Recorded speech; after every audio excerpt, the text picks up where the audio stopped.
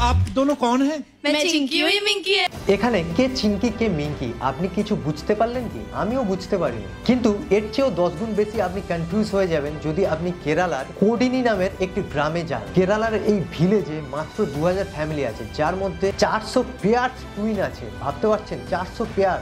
এই গ্রামে যদি আপনি প্রবেশ করেন আপনি দেখতে পাবেন এখানে টুইন্স বাবা মা, তাদের ছেলেও টুইন। ইভেন এই গ্রামে যে স্কুলের বাস যায় সেই স্কুলের বাসে 50% টুইন্স বাচ্চা থাকে। এবং তার চেয়েও কনফিউজিং ব্যাপার, এখানকার টিচাররা কনফিউজ হয়ে যায় যে কে আসলে কোনটা। আর তার চেয়েও কনফিউজিং ব্যাপার, এখানকার স্টুডেন্টরাও কনফিউজ হয়ে যায় তাদের টিচার কোনটা, কারণ এখানে টিচারও টুইন। তবে এই ভিলেজে এক্স্যাক্ট এইরকম হওয়ার কারণ জানার জন্য বিভিন্ন সায়েন্টিস্ট বিভিন্ন সময় এসে পরীক্ষা নিরীক্ষা চালিয়েছে।